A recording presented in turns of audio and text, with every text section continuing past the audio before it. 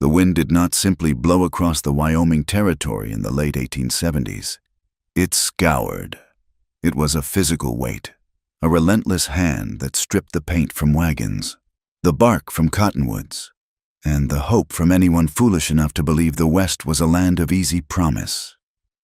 Here, the earth was hardpan, cracked and thirsty, stretching out in every direction until it collided with the jagged, tooth-like blue of the distant mountains. Dust devils twisted across the open range like uneasy spirits, dancing in the silence before collapsing back into the grit. The town of Iron Creek clung to the edge of the railroad tracks, and the cattle trade was like a barnacle on the hull of a ship. It was not a place of beauty. It was a collection of peeling wooden buildings, false fronts grayed by the sun, and a single main street that turned to gumbo mud in the spring and rock-hard ruts in the winter. The air always smelled of coal smoke, manure, and the metallic tang of coming snow. It was late autumn now, the time of year when the sky turned the color of a bruised plum, and the frost did not melt until noon. Everyone in Iron Creek lived on a thin edge, waiting for the blizzards that killed cattle where they stood, or the drought that turned the grass to tinder. Eliza Ward stood behind the counter of Abernathy's general store, her hands trembling slightly as she weighed a pound of coffee beans for Mrs. Gable. The bell above the door chimed, letting in a gust of bitter air and 2 cattlemen, but Eliza kept her eyes fixed on the brass scales. She was 22 years old, with hair the color of dark walnut and eyes that had once been quick to smile, but now she wore her expression like a mask, carefully blank and polite. Mrs. Gable, a woman with a face like a dried apple and a bonnet stiff with starch, watched Eliza's movements with the scrutiny of a hawk.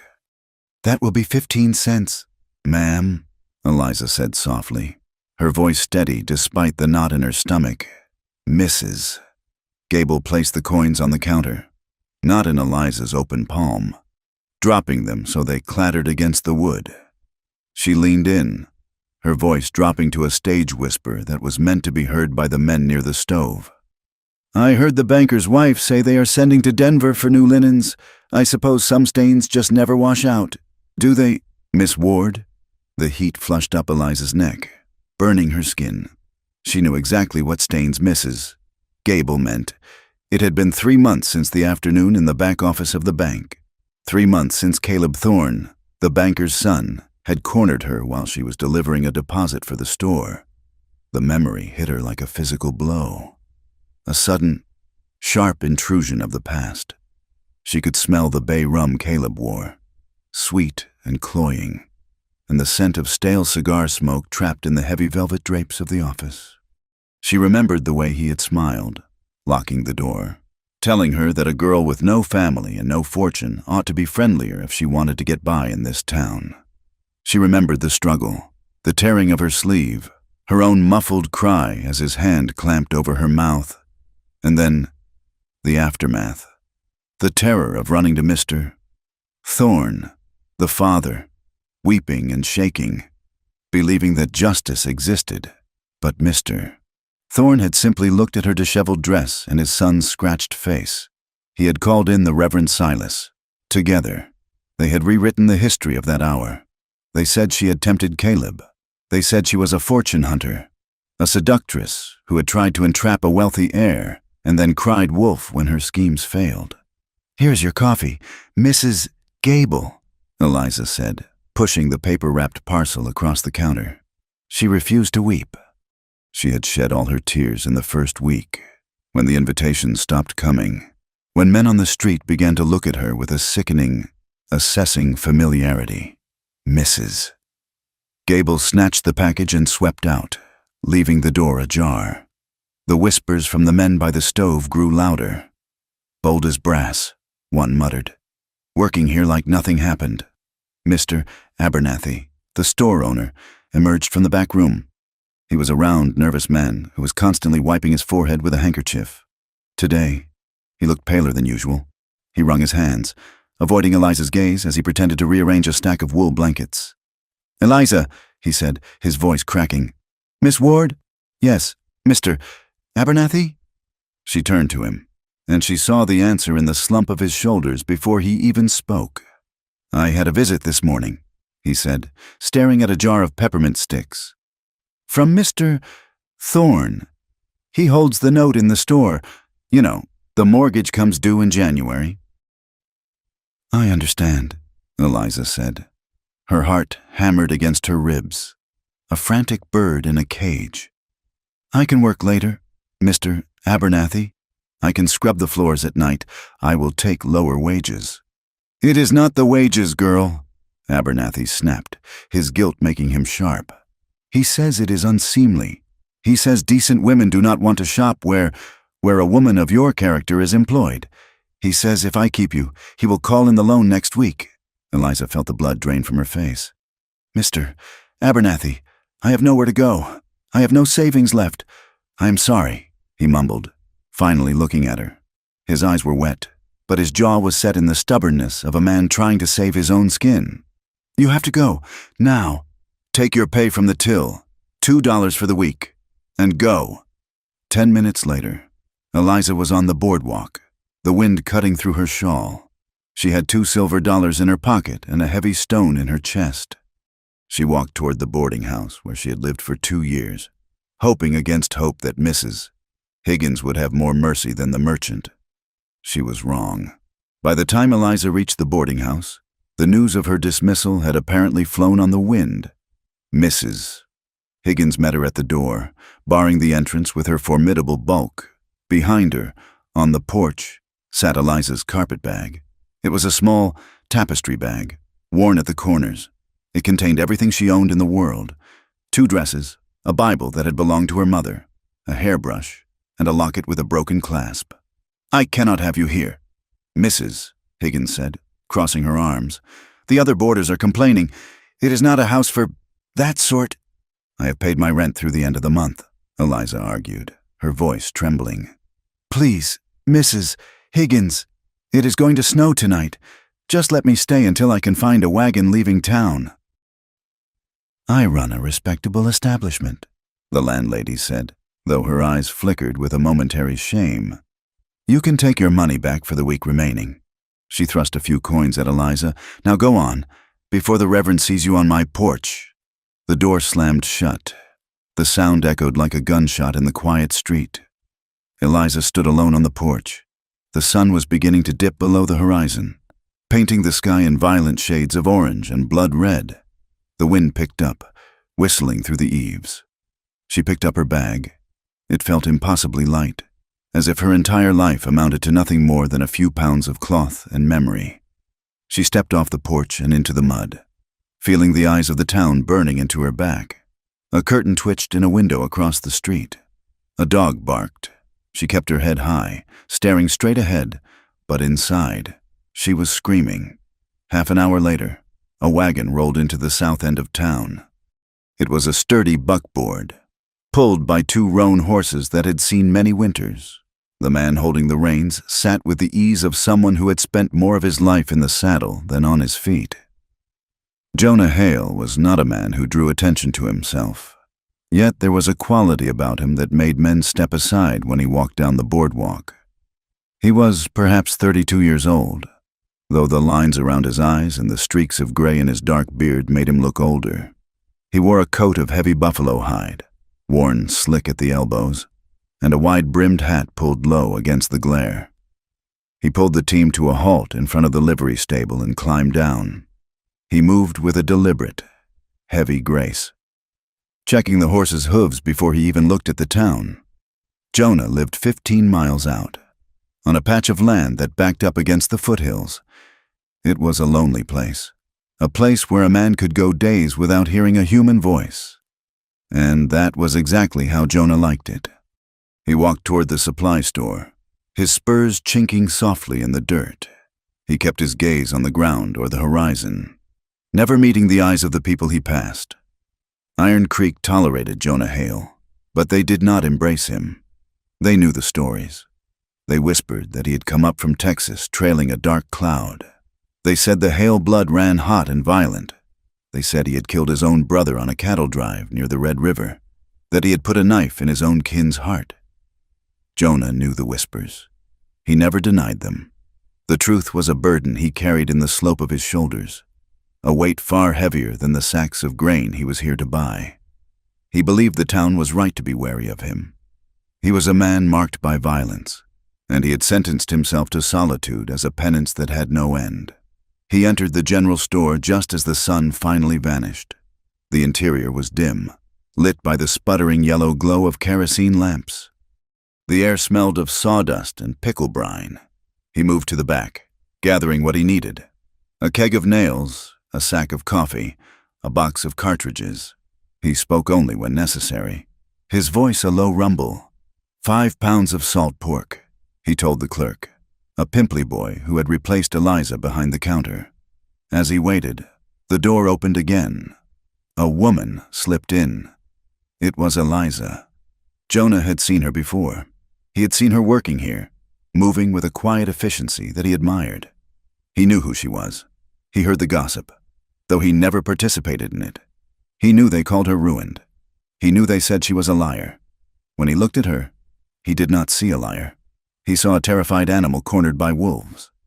She was struggling to lift a sack of flour onto the counter.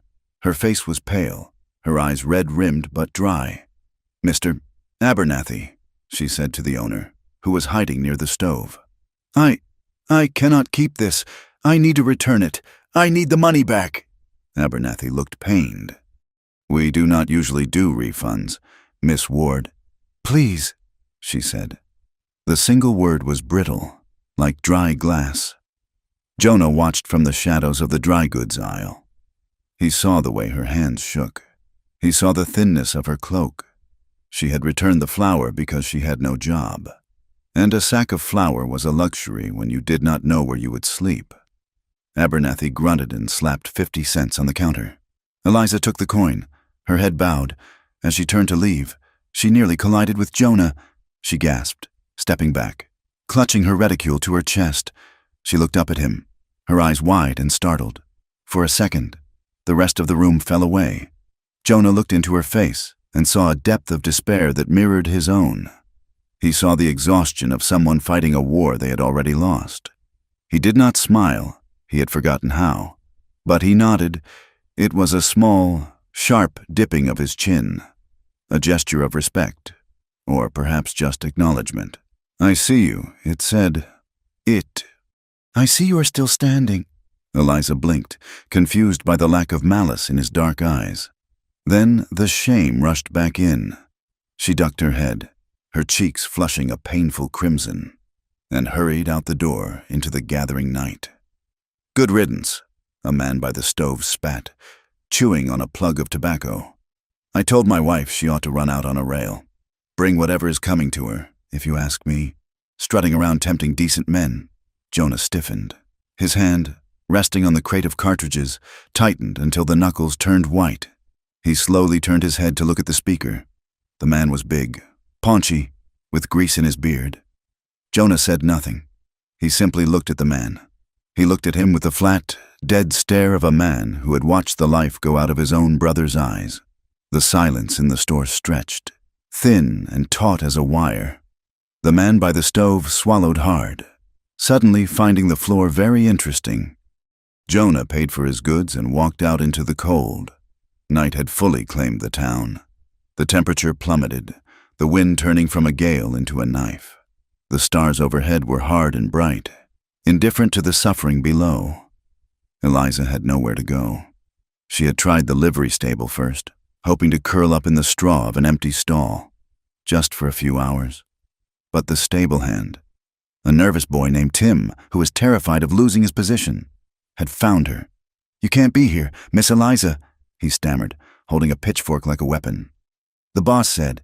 He said no vagrants. Especially not you. Please, you gotta go." She had left without a word. Now, she was huddled in the narrow alley behind the livery, wedged between the rough pine boards of the wall and a stack of rotting hay bales. It was the only shelter she could find that offered any protection from the wind. She sat on her carpet bag, drawing her knees to her chest. Her cloak was wool, but it was thin, meant for autumn church services. Not a winter night on the ground. The cold began to seep into her bones immediately. It started in her toes, a dull ache that turned to numbness, then crept up her legs. Her fingers were stiff, clumsy claws tucked into her armpits. Hunger gnawed at her belly, a hollow, cramping pain. She had not eaten since breakfast. She closed her eyes, and the tears she had held back all day finally froze on her lashes. Her mind began to drift, unmoored by the cold. She thought of her parents, back in Ohio. She remembered the lace curtains in her mother's parlor, the smell of yeast rolls rising in the kitchen. They had died of the fever 3 years ago, leaving her alone. She had come west answering an advertisement for a teacher, only to find the schoolhouse had burned down and the job was gone. She had taken the clerk position to survive. I tried, she thought, her teeth chattering in a violent rhythm. I tried to be good. I tried to be honest. The injustice of it choked her. She had been the victim, and they had made her the villain.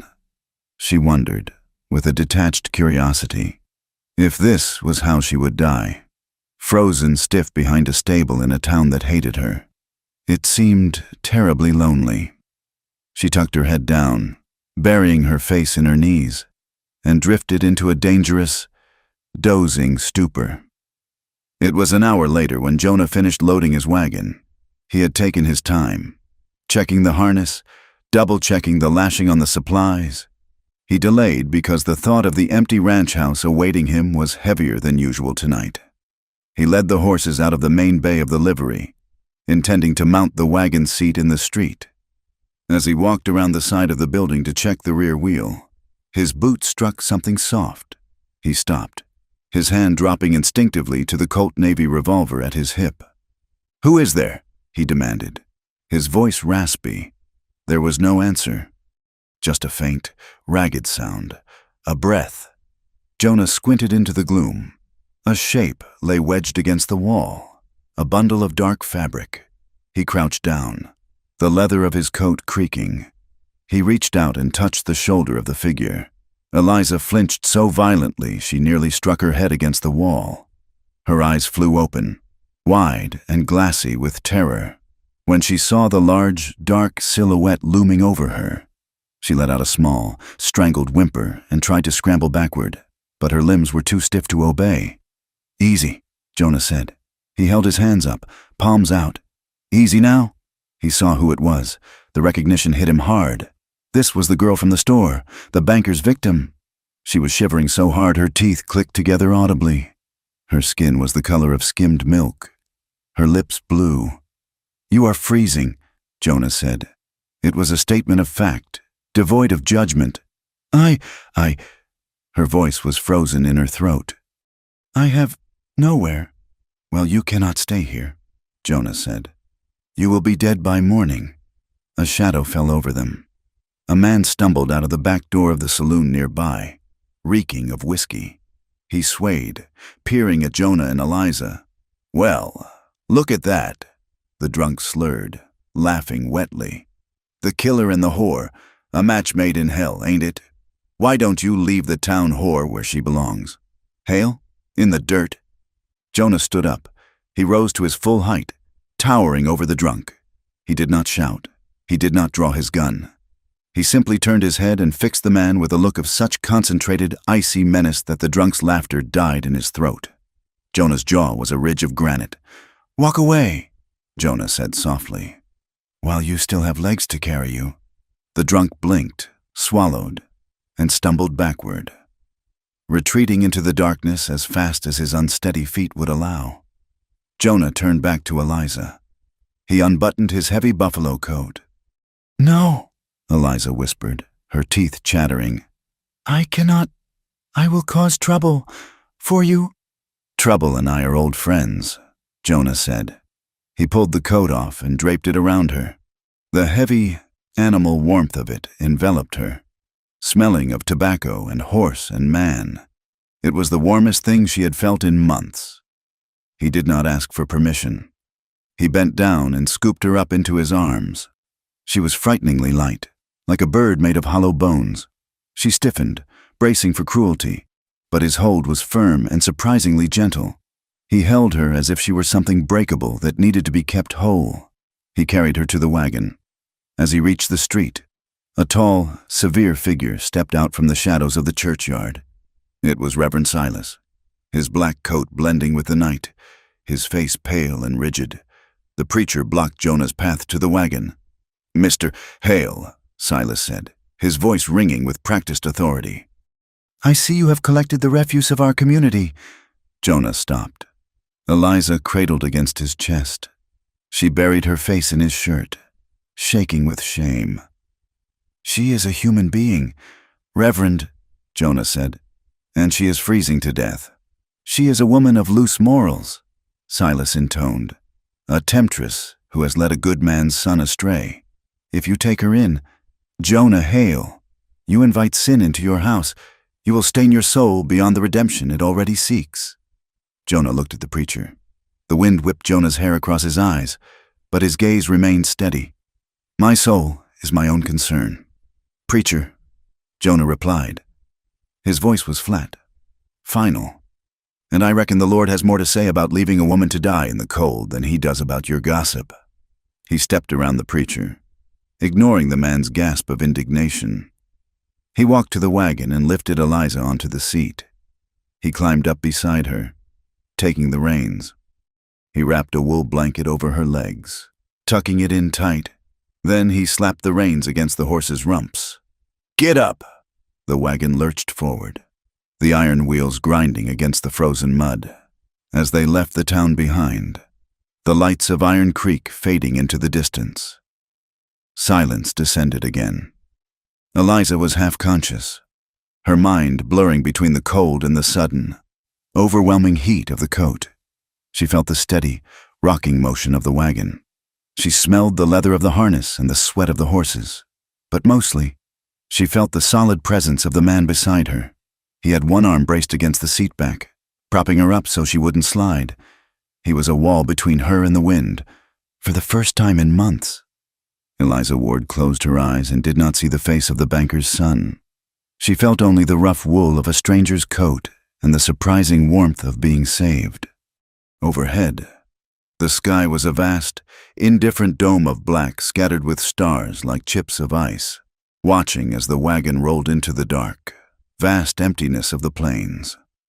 Dawn broke over the Wyoming basin not with a burst of gold, but with the sullen color of bruised iron. The light crept reluctantly across the plains, revealing a landscape stripped bare by the relentless wind. It was a stark, unforgiving view that greeted the morning. To the west, the mountains rose like jagged teeth against the pale sky, their peaks already shrouded in heavy clouds that promised nothing but hardship. The ranch lay in the shadow of these foothills, a small, defiant scratch on the vast surface of the earth. The house was low and squat, built of rough-hewn logs that had weathered to the color of driftwood. To the left stood a barn that leaned wearily to the south, propped up by stubborn timbers and hope. Fences sagged across the hard, frozen ground, the wire singing a high, mournful note in the breeze. A thin ribbon of creek, half choked with ice, wound its way behind the structures, black water gurgling beneath the frozen crust. Jonah Hale moved through this gray world with the practiced efficiency of a man who had long ago learned that the land did not care if he lived or died. He was already outside, breaking the ice on the trough for the two horses and the small herd of cattle that huddled near the windbreak. His breath puffed out in white clouds, snatched away instantly by the cold. He did not look at the house. He worked with his head down, shoulders hunched against the bite of the air, doing the chores that kept chaos at bay. Inside the house, silence reigned until a gasp shattered it. Eliza Ward woke with a start, her heart hammering against her ribs like a trapped bird. She sat up violently, the movement sending a wave of dizziness washing over her. She was not in the alley behind the livery. She was not shivering in the mud. She was in a bed, a real bed with a mattress of ticking stuffed with straw, buried under a heavy mound of wool blankets and a familiar buffalo hide coat. Panic, cold and sharp, seized her throat. Her hands flew to her chest, checking her collar. Her dress was wrinkled and damp at the hem, but it was buttoned. She was clothed. She was whole. Her eyes darted around the room. It was a single large space, serving as kitchen, parlor, and bedroom all in one. The walls were unadorned logs, the chinking thick and solid. A cast-iron stove in the center radiated a fierce, dry heat, and the smell of burning pine and brewing coffee hung heavy in the air.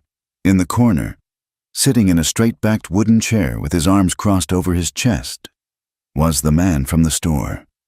Jonah Hale. He was awake. He looked as though he had been awake for hours, or perhaps he had never slept at all.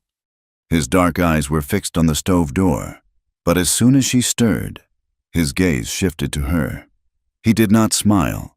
He did not move to approach her. He simply watched her with an expression that was unreadable. "You are safe," he said. His voice was rough, like gravel shifting under a boot, but the volume was low. Eliza pulled the buffalo coat tighter around her neck, her knuckles white. "Where am I? Why am I here?" "You were freezing to death behind the livery," Jonah said, stating the facts as if he were reading from a ledger. "I brought you out to my place. It is about 15 miles from town." Eliza's memory lurched back into focus. The cold, the drunk man jeering, the sensation of being lifted, the preacher's condemnation. "You should not have done that," she whispered, looking down at the rough wool of the blanket. "The Reverend said, they said it would bring you trouble." "I reckon I can handle my own trouble," Jonah said. He stood up, and Eliza flinched, pressing her back against the rough wooden headboard. Jonah stopped immediately. He held his hands out slightly, palms open, showing he held no weapon and no intent to harm. "I am just getting the coffee. Ma'am, I have no intention of coming closer than the stove." Eliza watched him warily as he poured a dark stream of liquid into a tin cup. He set it on the edge of the table, well within her reach, but far enough that he did not have to hand it to her directly. Then he retreated to the window, staring out at the bleak morning. "I slept in the chair," he said, his back to her. "You had a chill deep in your bones. You needed the bed to get the warmth back into you. Nothing else happened. You have my word on that, for whatever it is worth to you." Eliza reached for the cup. The heat of the tin seared her cold fingertips, a painful but welcome sensation. She took a sip. It was bitter and strong enough to make her eyes water, but it scalded the icy knot in her stomach. "Thank you," she said. The words felt inadequate, tiny things against the magnitude of what he had done. "I do not understand why you would help me. You know who I am. You know what they say." Jonah turned from the window. The morning light caught the gray in his beard and the deep lines etched around his mouth. "I know what it is like to be cold," he said simply. "And I know what it is like to have a town look through you like you are not there." He walked over to the stove and picked up his hat, pulling it low over his eyes. "There is salt pork and biscuits in the pan. Eat. Stay until you are warm. We can figure out the rest later." With that, he opened the heavy door and stepped out into the biting wind, closing it firmly behind him. Eliza did not leave that day, nor the next. The arrangement formed between them not with words, but with a series of quiet concessions. By the second day, Eliza was strong enough to stand without her legs trembling. She found a broom in the corner and swept the floor until the rough planks looked as clean as a church aisle. When Jonah came in at midday, tracking snow and mud, he stopped, looking at the clean floor, then at Eliza, who stood by the stove with her hands clasped before her. "I cannot pay you for the food or the shelter," Eliza said, her chin lifted slightly. "And I will not take charity. I'm not a beggar. Mr. Hale." Jonah removed his hat, tapping the snow off the brim against his leg. "I never said you were." "I will work," she insisted. "I can cook better than whatever you have been making in that skillet. I can mend. I see the tear in your coat sleeve, and your shirt collar is fraying. I will earn my keep until I can find a position in another town." Jonah looked at her for a long moment. He seemed to be weighing her fragility against the steel he saw in her eyes. He nodded once. "Fair enough. I expect honesty, Miss Ward, and I expect you to pull your weight if you are able. Life out here does not carry passengers." "I am no passenger," she said fiercely. So it began. A fragile, uneasy truce settled over the small house. They moved around each other like two repelling magnets, maintaining a careful distance in the cramped quarters. When he moved right, she moved left. When he sat at the table, she busied herself at the wash basin. Jonah was a man of silence. He spoke only when necessary, his sentences stripped of all ornamentation. He would say, "Wood is low," or "Wind is shifting north." He did not ask about her past. He did not ask why the banker's son had cornered her, or why the town had turned so vicious. He treated her with a distant, gruff courtesy, like a neighbor he barely knew. Eliza found his silence both maddening and relieving. She was terrified he would ask, terrified she would have to recount the shame again. But he never did. The days grew shorter as November bled into December. The sun became a rare visitor, a pale coin tossing weak light over the frozen prairie. The air grew so sharp it hurt to breathe. Then, the first true blizzard of the winter struck. It began in the afternoon, the sky turning a bruised purple-black. The wind picked up, screaming around the corners of the cabin, rattling the shutters. By nightfall, the snow was driving horizontal, a white curtain that erased the world. They were trapped. The cabin, which had felt small before, now felt microscopic. The storm slammed against the walls with the force of a physical assault, shaking the timbers. Snow piled up against the door, drifting higher with every hour.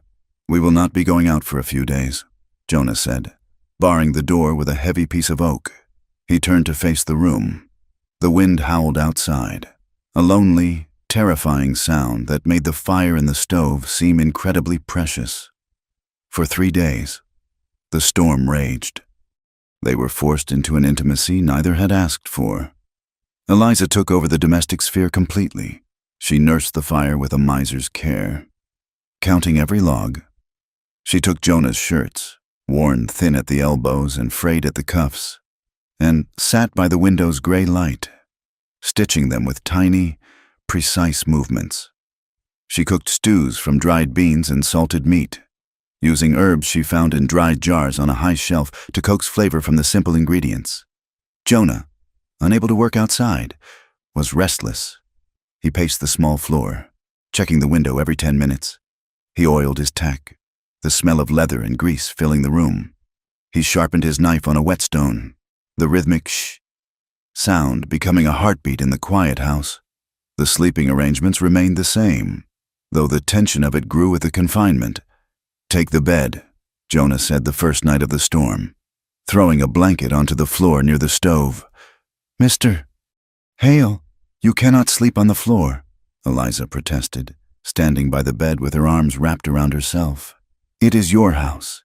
It is your bed. I can sleep in the chair. The floor is warmer. Heat rises, but the draft catches you in the chair." Jonah lied smoothly, spreading the blanket. "Besides, I have slept on harder ground than this pine floor. Go to sleep, Eliza." It was the first time he had used her first name without the formal title. It hung in the air between them. She lay in his bed, smelling the scent of him in the pillow, sagebrush, wood smoke, and rain. She listened to his breathing in the dark, steady and deep, while the wind shrieked outside like a dying animal. Guilt gnawed at her. She was the intruder here. She was the ruined woman who had been cast out, and this man, this killer with the dark reputation, was giving her his bed and sleeping on the floor like a dog. She did not deserve it. The town had told her she deserved nothing but the cold. On the second evening of the storm, the atmosphere in the cabin shifted. The wind was still howling, but the fire was roaring, casting a golden, flickering light over the room. They sat at the small wooden table. Jonah was clumsily trying to punch a new hole in a leather bridle strap with an awl. Eliza was sewing a button onto his flannel shirt. The silence was heavy, but for the first time, it was not entirely uncomfortable. It was a shared shelter against the chaos outside. Eliza's hand slipped. The needle drove deep into the pad of her index finger. She gasped, dropping the shirt. "Oh!" Jonah looked up instantly. He saw her flinch, saw her bring her hand to her mouth. He dropped the bridle and reached across the table. "Let me see," he said. Before she could pull away, he took her hand. His hand was massive, the skin rough and stained with work, calloused hard as wood. Her hand looked impossibly small and white in his grip. He turned her finger over, inspecting the small bead of bright red blood that welled up. He reached for a clean rag he kept by his tools and gently dabbed the blood away. His thumb brushed against her palm. The contact was electric. It was a shock that started in her hand and shot straight to her chest. It had been so long since a man had touched her with anything other than lust or contempt. Caleb had grabbed her with bruising force. The store owner had avoided touching her at all, as if she were diseased. But this was care. It was a rough, clumsy tenderness. Eliza stared at his bent head, at the dark hair falling over his forehead. For a second, the air in the room felt too thin. Her heart did a strange, treacherous flip. She pulled her hand back abruptly. Jonah froze. He looked up, his eyes meeting hers. He saw the fear that had flashed in her gaze, the reflex of a hunted thing. "I am sorry," he said, his voice dropping. He pulled his hands back to his side of the table, curling them into fists. "I did not mean to startle you. It is fine," Eliza said, her voice shaking. She picked up the needle, but her fingers were trembling too badly to thread it. It is just a scratch." She looked down at her lap. The warmth of his hand still lingered on her skin. A phantom sensation. She felt a sudden, confusing rush of gratitude mixed with a terrifying yearning. She wanted him to take her hand again. She wanted to be held. The realization made her stomach twist with shame. "You are ruined," the voice in her head whispered. "Do not think of such things." Jonah cleared his throat and picked up the awl again, driving it into the leather with unnecessary force. "I used to ride trails," he said suddenly, breaking the silence. He did not look at her. "Down south, Texas to Kansas." Eliza looked up, grateful for the distraction. "Is that where you are from?" "Texas. Mostly," Jonah said. "My brother and I, we rode in the Circle J outfit." He paused, the tool still in his hand. His name was Samuel. He was a big man, charming, could charm a bird out of a tree. Samuel could... He laughed loudly and he rode hard. Jonah's face darkened, the firelight casting deep shadows in the hollows of his cheeks. He liked trouble too much. The whiskey, the cards, the women. He thought the world owed him whatever he wanted to take. He stopped there. He did not tell her about the night by the Red River. He did not tell her about the scream of the girl in the camp, or the way Samuel had laughed when Jonah tried to pull him off. He did not tell her about the knife, or the way Samuel's blood had felt hot and sticky on his hands. "He sounds difficult," Eliza said softly. "He was my brother," Jonah said, the words heavy with a complex grief. "And he is dead." He looked at her then, his gaze direct and piercing. "The town says I am the one who brought the bad luck. They say I have blood on my hands." Eliza hesitated. She smoothed the fabric of the shirt in her lap. "The town says many things, Mr. Hale. They say I'm a liar. They say I tempted a man who did not need tempting." Jonah watched her. "Is that true? What do they say about you?" Eliza looked at the fire. She could feel the heat on her face. "They decided who I was the moment I walked into that bank without a father or a husband to speak for me. They decided I was not the kind of woman they wanted around." "That is not an answer," Jonah said gently. Eliza looked away, biting her lip. She could not say the words. She could not tell him the ugly, sordid truth of what happened in that office. If she told him, he would look at her with disgust. He would see her as soiled. "It is the only answer I have right now," she whispered. Jonah nodded slowly. He did not press her. He understood the need to keep demons locked away. "Fair enough," he said again. The silence that settled over them then was different. It was heavy, yes, weighted with the things they were not saying, but it was not hostile. It was a shared silence, a mutual recognition of scars. Outside, the wind battered the house, but inside, for the first time, Eliza felt safe. The storm broke on the fourth day, leaving the world buried under 3 feet of white powder. The temperature dropped even further, a bone-cracking cold that turned the air to glass. That night was the coldest yet. The fire in the stove fought a losing battle against the draft seeping through the chinking in the logs. The frost was forming on the inside of the window panes in fern-like patterns. Eliza sat by the stove, wrapped in her shawl, shivering uncontrollably. She had been trying to mend a tear in her skirt, but her fingers were too numb to hold the needle. Jonah was pacing again. He saw her shivering. He saw the way her jaw was clenched tight to stop her teeth from chattering. He walked over to the hook by the door and took down the buffalo coat. It was heavy, smelling of the storm and him. He walked up behind her. "Here," he said. He draped the coat over her shoulders. The weight of it settled on her, pressing her down. For a moment, he stood directly behind her. She could feel the heat radiating from his body, a solid wall of warmth against her back. She could hear the intake of his breath. His hands lingered for a fraction of a second on the shoulders of the coat, close to her neck. Eliza's body betrayed her. She stiffened, her muscles locking tight. It was the old terror, the memory of Caleb's hands on her shoulders, the feeling of being trapped. Jonah sensed the tension instantly. He stepped back as if he had been burned. I am sorry," he murmured, retreating into the shadows of the room. You were cold." Eliza grabbed the lapels of the coat, pulling it tight around her. The scent of him enveloped her. "No," she said, her voice breathless. She turned in the chair to look at him. He was standing by the table, looking at the floor, his posture rigid with self-reproach. "It is not you," she said quickly.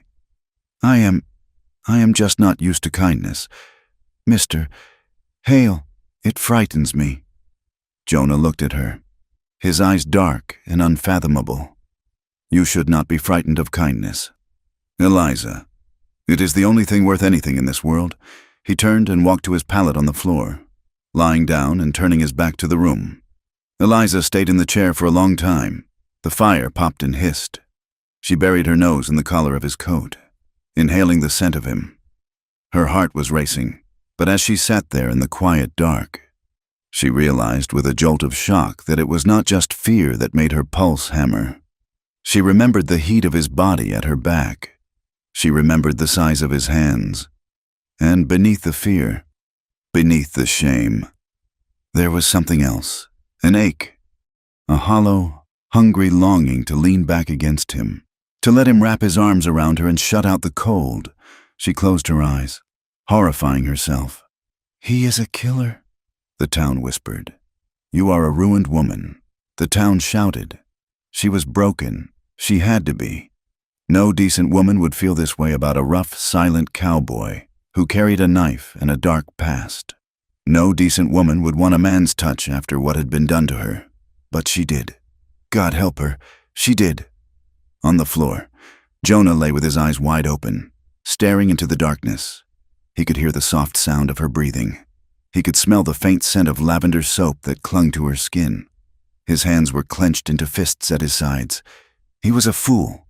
He was a damned fool. He had brought a wounded bird into his house, and now he was terrified he would crush her. He had felt her stiffen when he came close. He knew she was afraid of him. And she should be. He had no right to want her. He had no right to want the softness of her voice or the light in her eyes. He was Jonah Hale, the man who had killed his own brother. He was tainted with blood and bad luck. He could offer her shelter. He could offer her food. But he could never offer her the one thing he found himself craving more than his next breath. He rolled over, pulling the thin blanket up to his chin, and squeezed his eyes shut, praying for sleep to take the hunger away. But the wind outside only laughed, lonely and cold, echoing the emptiness in his own chest. Winter clamped its jaws around the Wyoming territory, grinding the land between teeth of ice and iron. The days were short, brutal stretches of gray light that offered no warmth, only visibility. For Jonah and Eliza, time ceased to be measured in hours or minutes. It was measured in the amount of wood in the box, the level of grain in the sack, and the thickness of the ice on the creek. Survival became a liturgy of small, hard acts. Every morning began in the dark, the air inside the cabin so cold that the water in the bucket had a skin of ice. Jonah would rise first, his boots heavy on the floorboards, to stoke the stove. Eliza would wake to the sound of the iron door clanging shut and the smell of sulfur and pine. Her life, once measured in ribbons and ledger books, was now defined by the weight of a water pail and the resistance of frozen earth. She learned that carrying wood required balance, not just strength, stacking the logs against her hip to spare her arms. She learned that a stew could be stretched for 3 days if one added enough snowmelt and dried sage. She learned that wind was not just air, but a living thing that hunted for any gap in your clothing to slide a knife into your ribs. Jonah watched her. He did not say much, but his eyes followed her as she moved through the small space of his life. He saw the way her hands, once soft and white, grew red and chapped. He saw the way she bit her lip when she lifted the heavy cast-iron skillet, refusing to ask for help. She was not the fragile china doll the town had made her out to be. She was willow wood. Pliant, perhaps, but impossible to break. One morning, fiercely cold, Jonah was in the barn mending a tear in a saddle fender. Eliza came in, her shawl wrapped tight around her head, carrying a bucket of warm mash for the milk cow. "You should not be carrying that," Jonah said, not looking up from his work. "It is too heavy with the ice on the ground. The cow needs to eat." "Mr. Hale," Eliza replied, her voice muffled by wool. "And you have the fencing to see too." She moved past him, her boots crunching in the straw. Jonah stopped his stitching. He watched her pour the mash, scraping the sides of the bucket with a wooden paddle. She was efficient. She was stubborn, and despite the hell she had walked through, she held her head up. A quiet respect began to take root in his chest, growing alongside the pity he had felt at first. But the winter brought more than just cold. It brought a secret that Eliza could no longer hide. For weeks, she had felt the sickness rising in her throat. At first, she told herself it was the change in diet, the salt pork, the stress. But then her monthlies did not come. Then came the morning sickness, violent and retching, which she fought to stifle in the pillow so Jonah would not hear. She was terrified. If he knew, the fragile sanctuary she had found would surely shatter. A man might take in a stray woman out of charity, but to house a woman carrying another man's bastard, that was a shame few would bear. It happened on a Tuesday, when the wind had died down to a sullen whisper. Eliza was walking back from the creek, a bucket of water in each hand. The smell of the wet sagebrush hit her, and the world suddenly tilted on its axis. The nausea rose like a tide. She dropped the buckets. The water splashed over her boots, freezing instantly. But she did not notice. She doubled over, her hands clutching her stomach, and dry heaved into the snow. The spasms were relentless, shaking her frame until her knees gave way and she collapsed onto the frozen mud. "Eliza!" The shout was distant, then immediate. Jonah was there, dropping the armload of firewood he had been carrying. He fell to his knees beside her, his hands gripping her shoulders. "Eliza, breathe! What is it? Is it the fever?" She could not answer. She could only gasp, wiping her mouth with the back of her mitten. She looked up at him, her eyes wide and swimming with tears, and saw genuine terror in his face. He thought she was dying. "No," she wheezed. "No fever." "I am taking you inside." He scooped her up, ignoring the mud on her skirt, and carried her into the house. He set her down on the chair by the stove and immediately went to the water basin, dipping a rag in cool water.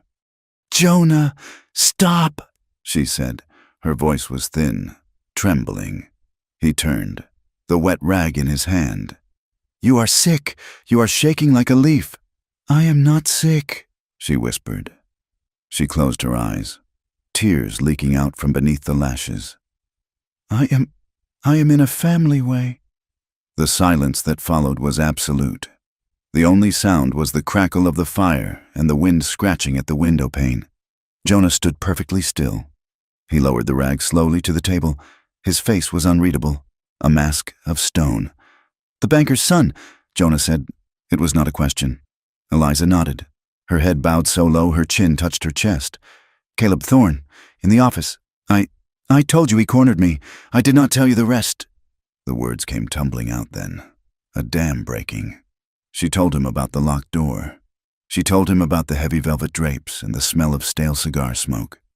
She told him how she had fought, how she had begged, and how he had put his hand over her mouth and laughed as if it were a game. She told him about the baby growing inside her, a child made of violence and shame.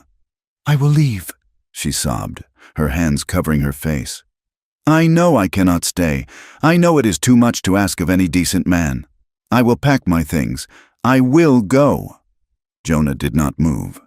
His hands were resting on the back of the empty chair opposite her. His knuckles were white, the skin pulled so tight it looked ready to split. His jaw worked, a muscle jumping in his cheek. His eyes were dark, not with anger at her, but with a fury so cold and deep it terrified her more than shouting would have. He walked around the table. Eliza flinched, expecting a blow, or perhaps for him to drag her to the door. Instead, he knelt. He went down on one knee in front of her chair, bringing himself to her eye level. He reached out and took her hands, pulling them away from her tear-streaked face. His grip was firm, calloused, and warm. "Look at me," he commanded softly. Eliza forced her eyes open. She looked into his face and saw a storm there, but it was a storm directed outward, at the world that had hurt her. "It was not your fault," Jonah said. He spoke the words slowly, giving each one the weight of a stone. "Do you hear me, Eliza? What that man did, that is in his soul, not yours. You are not ruined. You are injured. There is a difference." Eliza stared at him. For months, the preacher had told her she was a temptress. The town had called her a liar. Her own heart had whispered that she was dirty. No one, not a single soul, had told her she was innocent. A sob ripped through her chest, a raw, ugly sound of grief. "Oh, God!" she cried. Jonah moved then. He reached forward and pulled her toward him. It was awkward, with him kneeling and her sitting, but he wrapped his arms around her waist and buried his face against her shoulder. She collapsed forward, her forehead resting on his heavy coat, her hands clutching the fabric at his back. She wept until she had no breath left, crying for the girl she had been and the woman she was forced to become. Jonah held her. He did not stroke her hair or hush her. He simply held her together, a solid, unmoving anchor in the center of her hurricane. He smelled of horses and wood smoke and safety. For the first time in her life, Eliza understood that a man's strength was not always a threat. Sometimes, it was a shield. The revelation changed the air in the cabin. The secrecy was gone, replaced by a grim, shared reality. Jonah did not speak of the child often, but he began to do small things, putting an extra portion of meat on her plate, stopping her from lifting the heavy water buckets. But they could not hide from the world forever. The supplies were running low, the flour bin was scraping bottom, and the coffee was gone. "We have to go to town," Jonah announced 2 weeks later. "The storm has cleared enough to get the wagon through." Eliza felt a spike of fear, but she nodded. "I will make a list. You are coming with me," Jonah said. "No," she said quickly.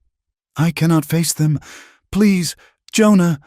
"You are not a prisoner here," he said, his voice gentle but firm. "And I will not leave you alone out here for a full day, not in your condition. If the wolves come down from the foothills, you cannot shoot them off." So she went. She wrapped herself in her cloak and the buffalo coat Jonah insisted she wear, looking like a bundle of furs on the wagon seat. The ride into Iron Creek was long and silent. When they rolled onto the main street, it felt as if the temperature dropped 10 degrees. Heads turned, conversation stopped. Jonah pulled the wagon up to the general store. He tied the reins and turned to help her down, but she shook her head. "I will wait here," she said, pulling the scarf up to cover her nose and mouth. "I do not want to go inside." Jonah nodded and went in. Eliza sat on the high seat, feeling the eyes of the town crawling over her skin. 2 men were standing on the boardwalk near the saloon, smoking pipes. "Look at that," one said, loud enough for her to hear. Old Hale shaking up with the fallen woman. Two of a kind, I reckon. I heard she is swelling up. The other man laughed, a cruel, hacking sound. Raising another man's brat, though I suppose a killer like Hale is used to cleaning up messes that ain't his. Eliza stared straight ahead at the horse's ears, her gloved hands trembling in her lap. Do not cry, she told herself. Do not let them see you bleed.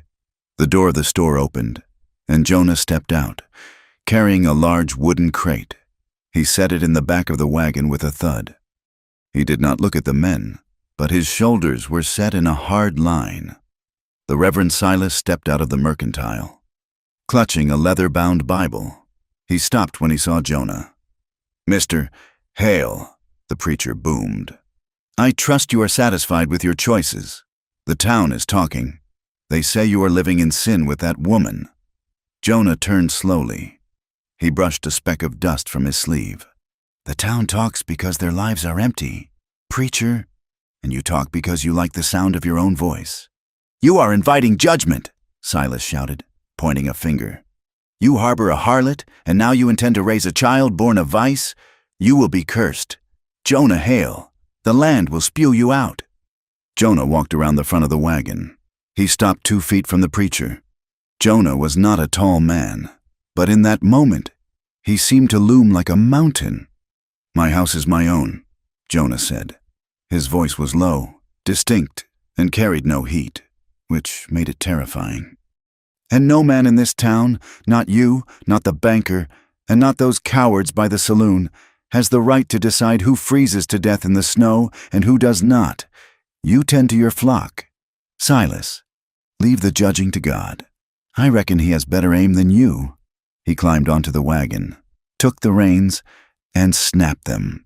The horses lurched forward. Eliza looked at Jonah's profile as they rattled out of town. His jaw was tight, his eyes fixed on the horizon. Thank you, she whispered. He did not look at her. Do not thank me for stating the truth, but she saw the way his hands gripped the leather reins, saw the tension radiating off him. He had stood between her and the world. Guilt washed over her. She was the cause of this hatred directed at him, but beneath it was a profound, overwhelming gratitude. Winter had one last vicious assault in its arsenal. 3 weeks after the trip to town, a blizzard struck in the middle of the night. It was a norther, a wind that screamed down from the Canadian flats with the force of a locomotive. Eliza was asleep in the bed when the sound woke her. A tearing crash. The wind had caught the heavy oak door, ripped the latch from the frame, and slammed it wide open. Snow swirled into the room instantly, a blinding white vortex in the darkness. The lamp had been blown out. Jonah! She screamed. Jonah was already moving, leaping up from his pallet on the floor. Stay back, he roared over the wind. He threw his shoulder against the door, fighting the invisible giant trying to force its way in. The wind was stronger than any man. His boots slipped on the snow that was already coating the floorboards. Eliza did not stay back. She scrambled out of bed, her bare feet hitting the freezing floor. She rushed to him. Push! Jonah yelled. She threw her weight against the wood alongside him. She was small, but her desperation gave her strength. Together, they heaved against the gale. Inch by inch, the door closed, cutting off the scream of the storm. Jonah slammed the crossbar down, his chest heaving. The sudden silence in the room was deafening. They stood there in the dark, panting, adrenaline coursing through their veins. The room was freezing, yet the air between them suddenly felt hot. Eliza was wearing only her white cotton nightgown. In her haste, she had grabbed her shawl, but it had slipped down to her elbows. Jonah was in his long johns, his chest heaving with exertion. They were standing close, too close. The darkness seemed to press them together. Eliza could hear the ragged sound of his breathing. She could feel the heat radiating from his skin, mere inches from hers. A stray gust of wind whistled through a crack, whipping a strand of her hair across her face. Jonah reached out, almost instinctively, to brush the hair away. His fingers grazed her cheek. The touch stopped time. Eliza looked up, her eyes adjusting to the gloom. She saw the outline of his face, the intense, dark stare fixed on her mouth. Her heart hammered against her ribs, not from fear of the storm, but from a sudden, piercing awareness of him as a man. She saw his head lower slightly. He leaned in. His breath ghosted across her lips, warm and smelling of sleep. She did not pull away. She wanted him to close the gap. She wanted to be consumed by something other than cold and shame. Then, Jonah jerked back. He stumbled a step away, his boots scraping loudly on the floor.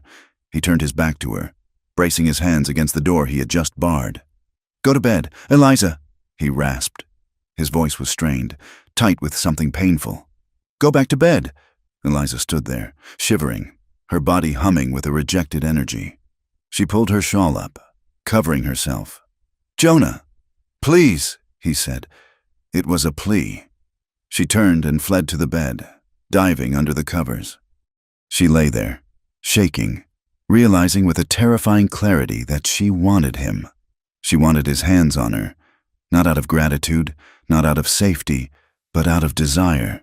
The realization made her feel wanton, reckless, and yet, lying in the dark, listening to him pace by the door, she could not make herself regret it. Sleep was impossible. An hour later, Jonah relit the fire. The orange glow danced on the log walls, casting long, flickering shadows. Eliza sat up in bed, wrapping the quilt around her shoulders.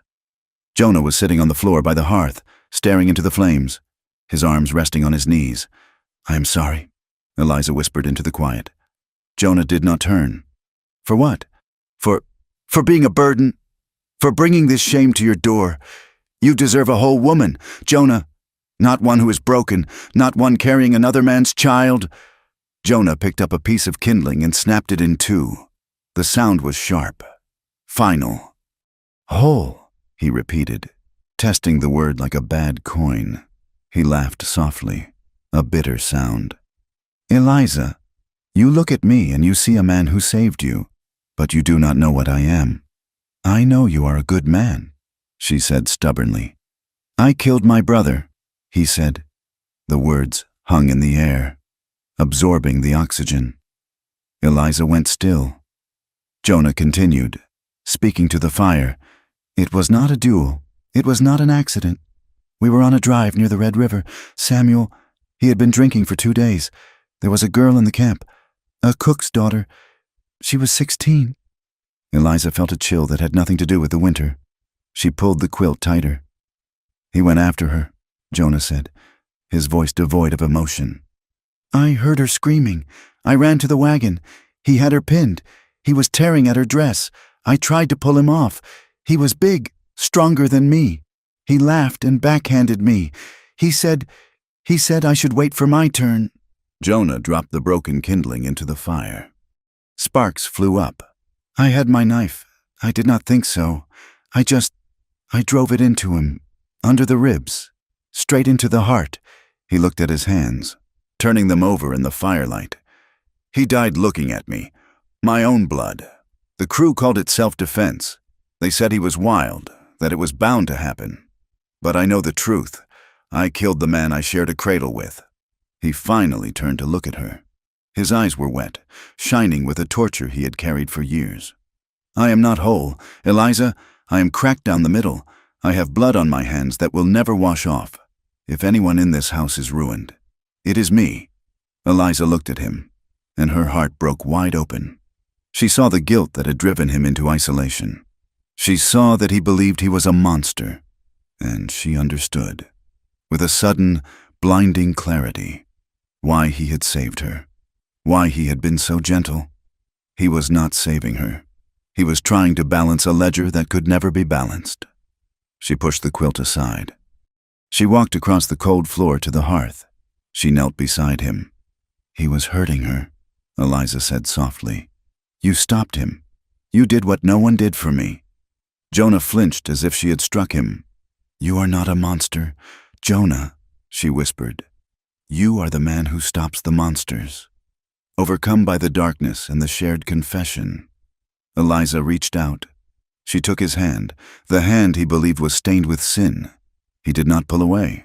He stared at their joined hands, his rough, scarred skin against her pale fingers. Slowly, with a terrifying uncertainty, Eliza leaned toward him. She moved inch by inch, giving him every chance to stop her, every chance to push her away. He did not. He turned his face toward hers. His eyes searched hers, looking for fear, looking for revulsion. He found only a fierce, tender sorrow. He met her halfway. The kiss was hesitant at first, a brushing of lips as light as a snowflake. It was a question asked and answered.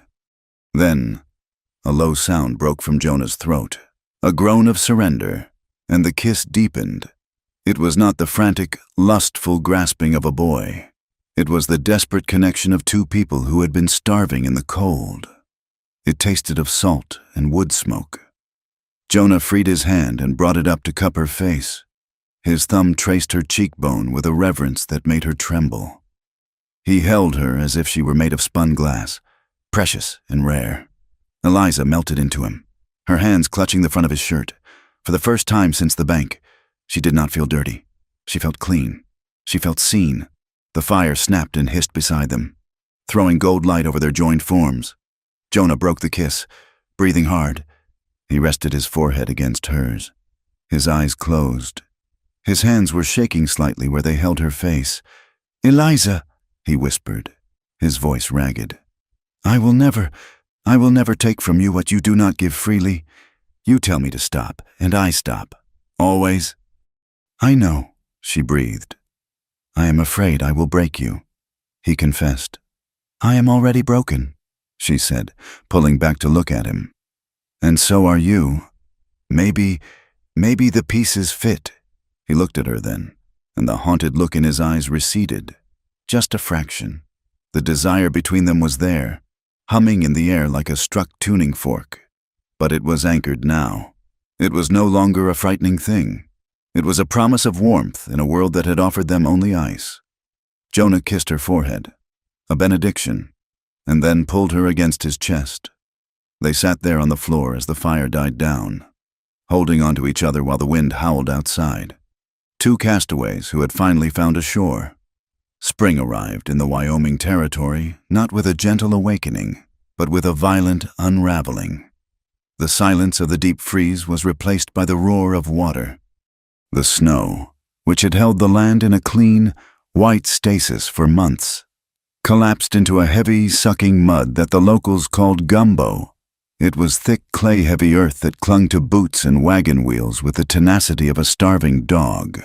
The creek behind the ranch house, usually a polite trickle, swelled into a brown torrent. It chewed at the banks, threatening to spill over into the lower pasture where the cattle had huddled for warmth all winter. "We have to move them," Jonah said one morning, staring out the window at the rising water. He drank his coffee standing up. "If that creek crests the bank, we will lose the calves." Eliza was already tying her apron, though the strings were becoming difficult to knot. Her belly had rounded significantly in the last month, a hard curve beneath her calico dress. She moved slower now, her hands often drifting to the small of her back, but her resolve had hardened along with the ground beneath the snow.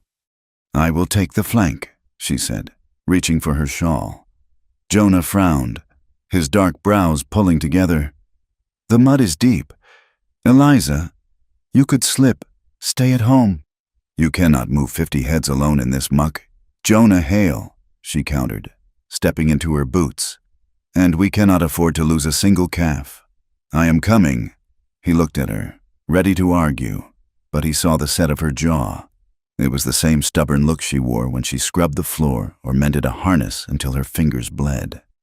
He nodded once. "Keep to the high ground near the fence line. Do not get in the middle of the herd." They worked for 4 hours under a pale, watery sun.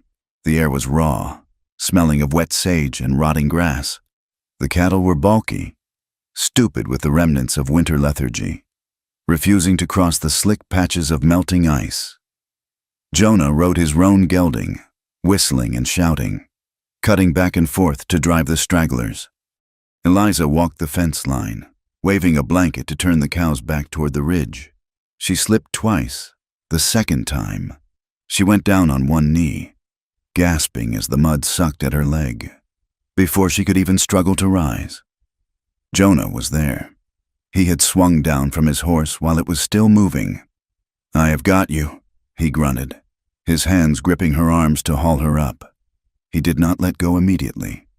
He held her steady, his eyes scanning her face, dropping to her waist, then back up. "Are you hurt?" "I'm fine," she insisted, though she was breathless. "Just clumsy." Jonah wiped a smear of mud from her cheek with his thumb. His touch was rough, but his eyes held a mixture of worry and a grudging, fierce admiration. "You are about as clumsy as a mountain cat, Eliza, but you are carrying a heavy load." "I am pulling my weight," she said, lifting her chin. "You are doing more than that," he said quietly. He squeezed her arms gently before stepping back. "We are almost done. Go on up to the porch. I will finish the gate." She watched him remount, her heart doing a slow, heavy thud in her chest. He treated her not like a broken thing anymore, but like a partner. It was a dangerous feeling. It made her want things she had no right to want. The trouble arrived 3 days later in the form of Tom Miller, their nearest neighbor. Miller was a skittish man with a good heart, but a weak spine. He rode into the yard just as the sun was setting, refusing to dismount. Jonah walked out to meet him, wiping grease from his hands on a rag. Eliza stood in the doorway, drying a plate.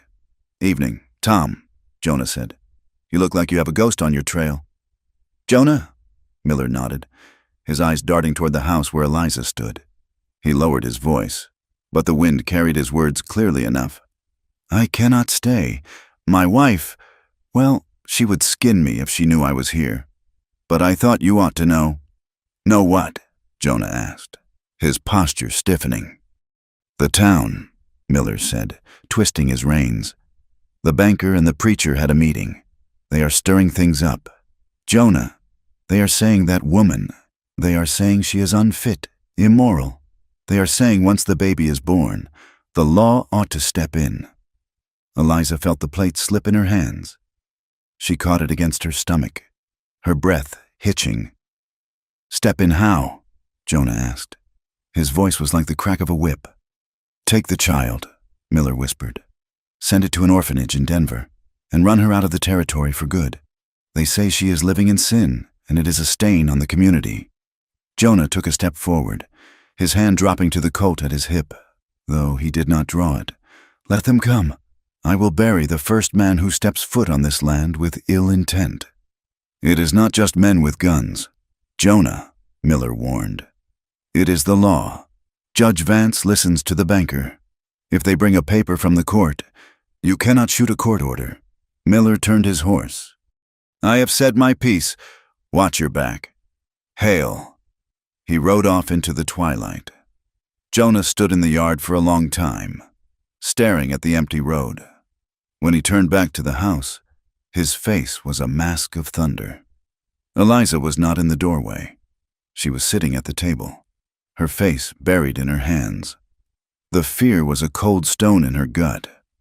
They were going to take her baby, and they were going to destroy Jonah for trying to help her. She was the anchor dragging him down. She knew what she had to do. That night, the silence in the cabin was thick enough to choke on. Jonah sharpened his knife by the fire, the rhythmic shirk sound filling the room. Eliza went to bed early, feigning exhaustion. She lay in the dark, listening to his breathing slow as he fell asleep on his pallet. When she was sure he was deep in slumber, she rose. She moved like a ghost. She found her carpet bag, the same one she had arrived with. She packed her 2 dresses, her mother's Bible, and the few dollars she had saved from her time at the store. She put on her cloak and her boots. She looked at Jonah one last time in the dim light of the dying coals. He looked younger when he slept, the lines of pain smoothed from his forehead. "I love you," she whispered to the darkness, the words silent on her lips. "That is why I have to go." She slipped out the door. The pre-dawn air was cruelly cold. The mud had frozen overnight into a jagged, hard crust that crunched loudly under her boots. Every step sounded like a gunshot to her ears. She walked toward the road, shivering, intending to walk the 15 miles to the rail station in the next county. Eliza! The voice came from the porch behind her. It was not shouted. It was spoken with a calm, terrifying certainty. She froze. She closed her eyes, tears hot against her cold cheeks. She did not turn around. "Go back inside. Jonah," she said, her voice trembling. "You are not making it to the railhead," he said. She heard his boots on the wooden steps. Thud, thud, thud. He was coming for her. Not in this cold, not carrying a child. "I have to," she cried, spinning around to face him. He was standing 10 feet away, wearing only his trousers and a shirt, ignoring the freezing air. His hair was tousled from sleep, his eyes dark and intense. "They are going to take everything from you," she sobbed, the confession ripping out of her. "Don't you understand? I am the poison. Jonah, they will take your land. They will put you in jail. They will take the baby. If I leave, they will stop. You can have your life back." "My life?" Jonah laughed, a harsh, barking sound. He closed the distance between them, ignoring the mud. "Eliza, before I found you behind that livery, my life was waking up, working until my hands bled, and waiting to die so I could stop remembering my brother's face. That wasn't a life. That was a sentence." "I bring you nothing but shame," she shouted, pointing at her stomach. "This child, everyone knows, everyone stares. I will mark you as a fool forever." "Let them stare," Jonah said. He reached out and grabbed her shoulders, his grip hard enough to bruise, shaking her slightly. "I am done letting this town decide who I am, and I am done letting them decide who you are. Jonah, please!" "I do not want you to go," he said, his voice cracking. The roughness was gone, replaced by a raw vulnerability. "If you leave, that is the ruin. That is the end of me. You are the only fire in this house. Eliza!" The wind whipped her hair across her face. She looked at him, stunned by the naked emotion in his eyes. Jonah took a breath. He looked down at the frozen ground, then back at her. Slowly, deliberately, he lowered himself. He sank one knee into the sharp, frozen mud. He did not wince. He took her gloved hands in his bare, calloused ones. "I have no ring," he said, his voice thick. "I have no fortune. I have a name that is half cursed and a patch of dirt that fights me every day. But I swear to you, Eliza Ward, if you will have me, no one will ever touch you or that child again. I will be his father. I will be your husband, in name and in heart." Eliza stared at him. The world seemed to stop spinning. The cold vanished. You want to marry me," she whispered. "Knowing everything? Because of everything," Jonah said. "Marry me, Eliza. Let me claim you. Let me stand in front of them and tell them you are mine." She looked at this man, this scarred, lonely, dangerous man who knelt in the mud for her, and felt her heart shatter and reform into something stronger. "Yes," she choked out, falling to her knees to embrace him. "Yes, Jonah, yes." They did not wait for the mud to clear. They rode into Iron Creek 2 days later. The reception was exactly as they expected. As the wagon rolled down Main Street, conversations withered. Men stopped sweeping the boardwalks. Women pulled their children close and turned their backs. Jonah drove with his head high, his eyes fixed on the courthouse. Eliza sat beside him, her hand tucked into the crook of his arm. She wore her best dress, brushed and mended, and she refused to look down. They climbed the steps to the courthouse. A man, one of the ranch hands from the Thorne estate, was leaning against the railing. As Eliza passed, he turned his head and spat a stream of brown tobacco juice. It landed inches from the hem of her skirt. Eliza flinched. Jonah stopped. He released Eliza's arm and turned to the man. The movement was fluid, predatory. He did not speak. He simply stepped into the man's space, his eyes flat and dead. The ranch hand, who had been smirking, suddenly looked like a rabbit facing a wolf. He swallowed hard and backed away, stumbling over his own boots. Jonah turned back to Eliza, offering his arm again. "Come." Judge Vance was in his chambers. He was an old man with skin like parchment and eyes that had seen too much of the frontier's cruelty. He looked up when they entered, his gaze traveling from Jonah's grim face to Eliza's rounded belly. "Jonah Hale," the judge sighed, taking off his spectacles.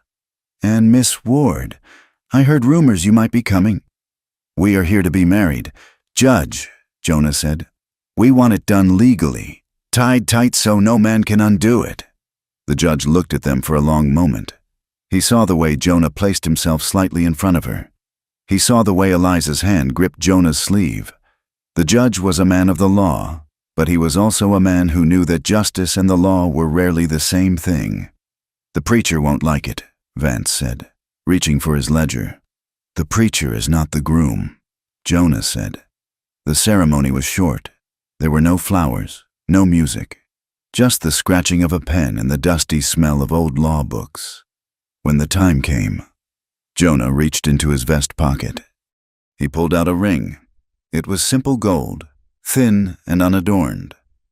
"I bought this 5 years ago," Jonah said quietly, looking only at Eliza. "In St. Louis, I did not know who it was for. I hoped one day I might find a reason to have it." He slid it onto her finger. It fit as if it had been made for her hand. Eliza looked at the gold band, shining against her red, chapped skin. It felt heavy. It felt like armor. It felt like a promise. "I do," she whispered, her voice shaking. "I do," Jonah said. His voice was rough, like stones grinding together, but it was the steadiest sound Eliza had ever heard. The judge signed the paper. "It is done. You are man and wife. And Mr. Hale? Sir, congratulations," the judge said softly. "It takes a brave man to find happiness in this territory. Try to keep it." The ride back to the ranch was different. The silence was not heavy. It was companionable. The ring on Eliza's finger caught the light of the setting sun. They ate a simple supper of cornbread and stew. The atmosphere in the cabin was charged, the air humming with a tension that was both terrifying and sweet. They were married. The legal papers sat on the mantelpiece, but the real marriage was yet to happen. As darkness fell, the wind picked up outside, a gentle whistling compared to the storms of winter. Jonah stood up and cleared the table. I will check the stock," he said, though he had already checked them twice. "I will be here," Eliza said. When he returned, the cabin was dim. Eliza had turned the lamp down low. She was standing by the bed. She had unbraided her hair. It fell in dark, heavy waves over her shoulders. Jonah bolted the door. He hung his hat on the peg. He turned to face her. The space between them felt charged with electricity. "Eliza," he said. He did not move closer. He stood by the door, giving her the width of the room. "You need to be sure. The paper is for the town. This is for us. If you are not ready, I will take the floor." Eliza looked at him. She saw the hesitation in his posture, the fear that he might frighten her. She saw the man who had slept on the floor for months to give her a bed. She saw the man who had knelt in the mud. She took a step toward him. "I am sure," she said. She took another step. She reached out and took his hand, the hand that had mended fences and held reins and, yes, took a life to save another. She brought it to her face, pressing her cheek against his palm. Then she guided his hand down. She moved it over the curve of her breast, down her ribs, until it rested gently over the swell of her stomach. "We are yours, Jonah," she whispered. "Both of us." Jonah let out a breath that sounded like a sob. He stepped forward and wrapped his arms around her, burying his face in her hair. "Eliza," he groaned. He kissed her then, and it was not hesitant. It was a claim. He lifted her onto the bed. The undressing was slow, a trembling revelation. His fingers fumbled with the buttons of her dress. Her hands shook as she unfastened his shirt. When skin touched skin, the heat was shocking. Eliza felt a flash of old panic, the memory of the office, the smell of stale smoke. But Jonah was there. He sensed the tension in her muscles. He stopped. He waited. He kissed her eyelids, her jaw, the pulse at her throat, murmuring soft, incoherent words of worship until the fear melted away, replaced by a slow burning fire. Her body remembered pain, but tonight it learned something else. It learned reverence. Jonah moved over her, his weight supported on his elbows so he would not press on the baby. He looked down at her, his eyes wide and vulnerable in the lamplight. "Look at me," he whispered. "Only me." And when they finally joined, Eliza gasped, not in pain, but in a sudden, sharp realization of joy. It was healing. It was a defiance of every cruel word ever spoken to them. Later, they lay tangled together under the quilt. The lamp had burned out. The room was dark, save for the red glow of the stove embers. Jonah's arm was heavy across her waist, his hand resting possessively on her stomach. Eliza listened to the steady beat of his heart against her back. She was a ruined woman, they said. She smiled into the darkness. She had never felt so whole, but happiness in the West was a fragile thing, constantly hunted. 3 weeks after the wedding, the mud dried into hard ruts. The green grass of spring began to push through the gray earth. Jonah rode to the property line to check the fencing. When he returned, his face was grim. He tossed a crumpled newspaper onto the table. "What is it?" Eliza asked, looking up from her sewing. "The Cheyenne daily paper," Jonah said. "The supply rider dropped it off." He pointed to a small notice in the social column. "Mr. Caleb Thorne, son of Iron Creek banker Jedediah Thorne, is set to return from his travels in the East. He is expected to arrive by rail at the end of the month." Eliza felt the blood drain from her face. Her hand went instinctively to her belly, where the child kicked, a sudden, sharp movement. "He is coming back," she whispered. Jonah walked over to the mantelpiece. He picked up the box of cartridges and checked the weight of it. "Let him come," Jonah said softly, but looking at his back, Eliza saw the tension returning to his shoulders. The peace of the winter was over. The storm was no longer weather. It was a man on a train, bringing the past with him to burn their future to the ground. The spring of 1879 did not bring the gentle unfolding of flowers. It brought violence. The Wyoming Territory, having held its breath through the long, white silence of winter, exhaled with a fury that shook the very earth. It began with the wind. It dried the gumbo mud into concrete ruts within days, sucking the moisture from the new grass until the plains were a tinderbox waiting for a spark.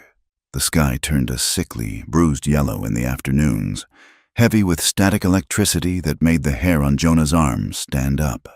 Then came the dry lightning.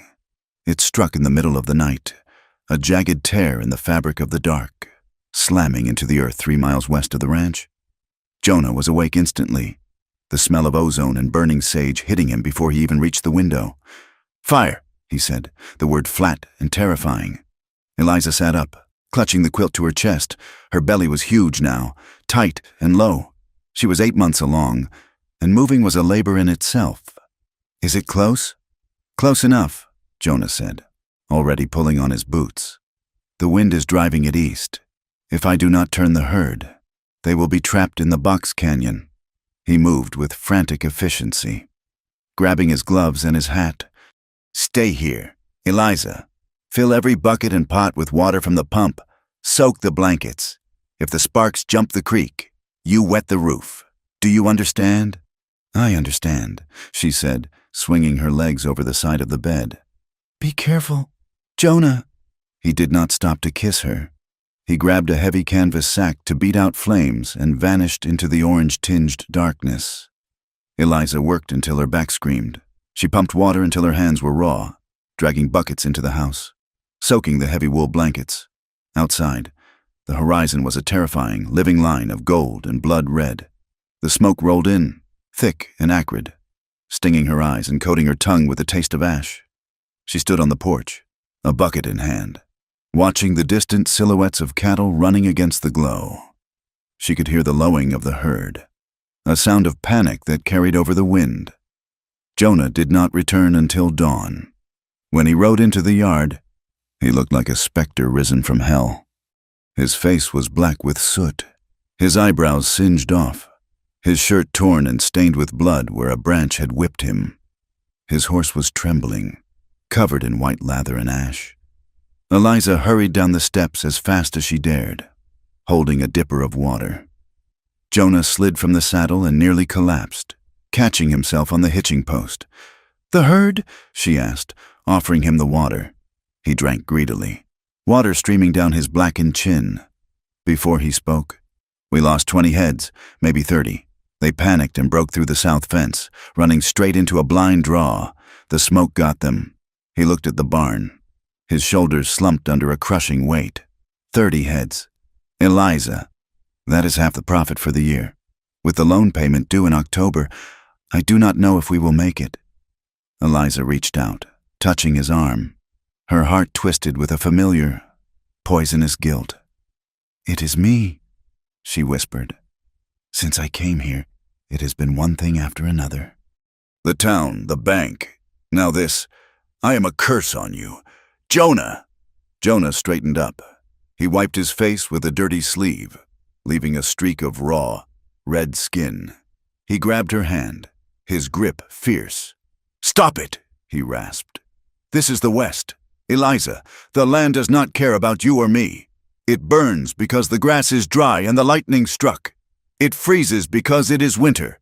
Do not give yourself the power of God to control the weather just to punish yourself." He kissed her forehead, tasting smoke. "We are alive. The house is standing. The rest is just money." But Eliza saw the fear in his eyes that he tried to hide. The margin for survival, already thin, had just become razor sharp. The fire was only the herald. 2 weeks later, the human threat returned, arriving not on the wind, but on the train from the east. Eliza was in the garden, trying to salvage the early peas from the heat, when Tom Miller pulled his wagon up to the gate. He held a bundle of mail, his face grave. "Afternoon, Mrs. Hale," he said, tipping his hat. He called her Mrs. Hale now, a small courtesy that always made Eliza's throat tight with gratitude. "Good afternoon, Mr. Miller," she said, straightening up and pressing a hand to the small of her back. "Is there news?" "There is," Miller said reluctantly. He handed her a stack of letters, mostly bills, and hesitated. "I was in town this morning, picking up grain. The train came in." Eliza went still. "And?" "The banker's son is back," Miller said quietly. "Caleb Thorne. He stepped off the platform, looking like he owned the railroad, wearing a suit that costs more than my farm. I reckon." The name hit Eliza like a physical blow. The blood drained from her face, leaving her dizzy. The baby gave a violent kick, as if sensing her distress. Did he say anything?" "He was holding court in the saloon an hour later," Miller said, looking disgusted. "Buying drinks for everyone, laughing about his grand tour. But I heard him talking to the preacher outside the livery. He asked if the trash was still squatting on the Hale place." Miller leaned down, his voice lowering to a whisper. "He looks scared, ma'am. Underneath all that fancy talk, he looks like a man who knows he has a wolf scratching at his door. A scared man with money is a dangerous thing." Eliza nodded, unable to speak. She clutched the letters so tightly they crumpled in her fist. That evening, the tension in the cabin was thick enough to cut. Jonah sat at the table, cleaning his Winchester rifle. He had been cleaning it for an hour, the smell of gun oil heavy in the room. "He is back," Eliza said. It was not a question. "I know," Jonah said, not looking up. "Miller told me. What are we going to do?" "We do nothing," Jonah said, sliding the bolt back into place with a sharp, metallic click. "We live our lives. If he comes here, I will deal with him." "He will not come here," Eliza said, pacing the floor. "He is a coward. Jonah, he fights with whispers and money." "Cowards hire brave men to do their dirty work," Jonah replied grimly. The threat materialized 3 days later. Jonah had ridden out to check the water levels in the creek, which were rising dangerously fast after a sudden shift in the weather. He met a rider on the boundary line, Old Man Jeb, a trapper who owed allegiance to no one. Jeb spat a stream of tobacco juice onto the ground and looked at Jonah with milky eyes. "You got trouble brewing, Hale. I was in the saloon last night. Caleb Thorne was deep in his cups. He was talking to 2 drifters, hard men, the kind that rent their guns by the day. I heard him say he needed to take care of a little problem before it ruined his reputation. Jonah felt a cold rage settle in his gut, sharp and deadly. Did he say my name? He said the whore's bastard needed to disappear before it drew its first breath. Jeb said. And the man guarding her needed to be taught a lesson in humility. Jonah rode back to the ranch at a gallop. He stormed into the house, his face pale with fury, and went straight for the heavy box of ammunition on the shelf. "What is it?" Eliza asked, dropping her sewing. "I am going to town," Jonah said, shoving handfuls of cartridges into his pockets. "I am going to finish this today." "No!" Eliza screamed. She threw herself between him and the door. "Jonah, stop! He is planning to kill us! Eliza!" Jonah roared, the control he had maintained for months finally shattering. "He is hiring men to come here and hurt you, to kill the child. I will not sit here and wait for them to kick down my door. If you ride into town and kill him, you will hang." Eliza grabbed his lapels, shaking him. "The judge, the sheriff, the banker, they are all his people. They will see it as murder. They will hang you, and I will be left alone with this baby." "Is that what you want, to leave us alone?" "I will not let you live in fear," Jonah said, his voice cracking. He put his hands over hers, trying to pry them off his coat. "I promise to protect you." "Then protect me by staying here," she begged, tears streaming down her face. "Guard the door. Keep us safe. But do not ride out to be a martyr. Please, Jonah. I cannot lose you. I cannot." Jonah looked down at her. He saw the terror in her eyes, not of Caleb, but of a life without him. The rage slowly receded, replaced by a desperate, aching love. He slumped, letting his forehead rest against hers. "All right," he whispered. "All right, I stay, but the rifle stays loaded by the door." The attack did not come that night. Instead, the sky opened up. The spring rains, delayed by the drought, arrived all at once. It was a deluge, a solid sheet of gray water that hammered the roof like buckshot. For 2 days, it rained without ceasing. The dry earth, unable to absorb the sudden onslaught, turned the runoff into flash floods. The creek behind the cabin rose and rose. By the second night, the sound of the water was a deafening roar. Jonah paced the floor, watching the water creep up the banks. "It is going to crest," he said, shouting to be heard over the rain. "It is going to come into the house. We have to move the dry goods to the loft." They worked in a frantic rhythm. Jonah hauled sacks of flour and sugar up the ladder. Eliza cleared the lower shelves, packing the pots and pans into crates. The water began to seep under the door around midnight, cold. Muddy ribbons that spread across the floorboards. "The tools," Jonah said. "I left the expensive saw and the new harness on the porch. If the water takes them, we cannot replace them." "I will get them," Eliza said, grabbing a shawl. "No, you stay." "I am closer," she yelled, already opening the door. The wind ripped the door from her hand, slamming it against the wall. The rain blew in, soaking her instantly. Eliza stepped out onto the porch. The water was already swirling around the bottom step, dark and angry. She grabbed the harness, throwing it inside. She reached for the saw. Her boot hit a patch of slick, wet mud that had washed up onto the wood. She went down hard. She landed on her side, but the impact jarred her entire body. A sharp, tearing pain ripped through her abdomen, different from the ache of the fall.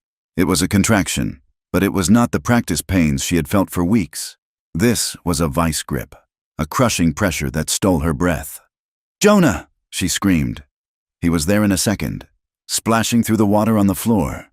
He found her trying to crawl back inside, clutching her belly, her face twisted in agony. "Eliza!" He scooped her up, kicking the saw inside, and slammed the door against the storm with his shoulder. He carried her to the bed, which was raised on blocks and still dry. He laid her down, peeling the wet shawl from her shoulders. "Did you hit the baby?" he demanded, his hands frantic on her stomach. "No!" she gasped, arching her back as another wave of pain hit her. "No, I fell on my hip. But Jonah, it is time. The water. I think my water broke." Jonah looked at the puddle forming beneath her on the quilt. It was not just rainwater. "It is too early," he said, panic edging his voice. "You have a month left.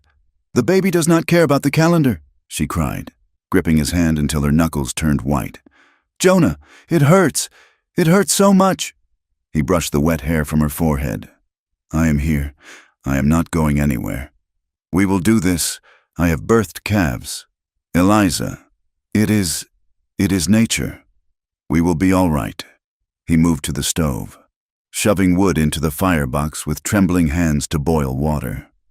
He tried to remember what the midwife in town had told him weeks ago, just in case. Clean rags, hot water, keep her warm. The cabin was a siege tower. Outside, the floodwaters roared. Inside, Eliza's cries mixed with the thunder. Jonah was wringing out a cloth to wipe her face when the sound of hooves cut through the storm. He froze. He looked at the door. "Jonah?" Eliza whispered, sensing his fear. "Hush!" he said, reaching for the rifle he had propped against the wall.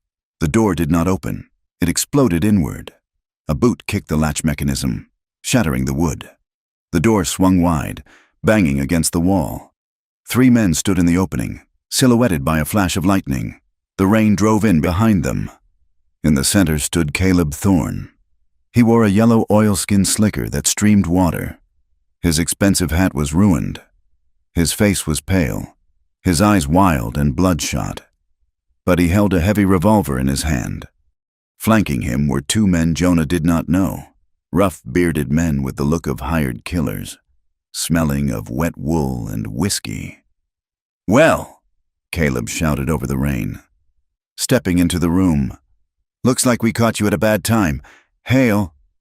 Jonah stood between the bed and the door, the rifle leveled at Caleb's chest. "Get out." "I do not think so." Caleb sneered. He looked past Jonah to the bed, where Eliza lay curled in pain. A look of revulsion crossed his handsome features. "Look at her, like a sick animal. I told you, boys, I told you she was trash. You take one more step, and I will put a hole in you the size of a silver dollar," Jonah said. His voice was steady, devoid of fear, filled only with a lethal promise. "You shoot me, and my men cut you down," Caleb said, his voice wavering slightly but regaining strength as he gestured to his guards. "We are here to clean up a mess. Hail, I am taking her. We are going to take a little ride to the river, and when the baby comes, well, the orphanage in Denver is too good for a bastard. The river can have it." Eliza let out a low, guttural moan of terror. "Caleb, please, I never told anyone. I swear." "You exist," Caleb screamed, his composure cracking. "As long as you exist, people talk. I am not going to lose my inheritance because of a shop girl." "Take her," Caleb ordered the men. The man on the left, a giant with a scar across his nose, lunged. Jonah pulled the trigger. The rifle roared in the small space, deafening. The bullet took the scarred man in the shoulder, spinning him around, but before Jonah could lever another round, the second man tackled him. The rifle skittered across the floor, sliding into a puddle of rainwater. Jonah and the second mercenary crashed into the table, splintering the wood. The man had a knife, a long Bowie blade that flashed in the lamplight. He slashed at Jonah, cutting a line across his forearm. Jonah roared, ignoring the pain. He drove his knee into the man's groin, doubling him over, then brought his clasped hands down like a hammer on the back of the man's neck. Across the room, Caleb saw his chance. He holstered his gun, too cowardly to shoot while Jonah was grappling, and lunged for the bed. He grabbed Eliza by the arm, digging his fingers into her flesh. "Get up, you whore! No!" Eliza screamed. Another contraction seized her, paralyzing her body. But her instinct to protect her child was stronger than the pain. As Caleb tried to drag her off the mattress, Eliza's hand closed around the heavy brass candlestick on the nightstand. She swung it with every ounce of strength she possessed. The brass base connected with Caleb's ear with a sickening crunch. He shrieked, stumbling back, clutching the side of his head. Blood welled up between his fingers. "You bitch!" he sobbed. Jonah had finished the second man. He had thrown him head-first into the iron stove. The man lay groaning, smelling of singed hair. The first man, shot in the shoulder, was scrambling out the door, slipping in the mud, abandoning his pay. Jonah turned. He saw Caleb raising his hand to strike Eliza. A sound tore from Jonah's throat that was not human. It was the sound of a wolf protecting its mate. He crossed the room in 2 strides.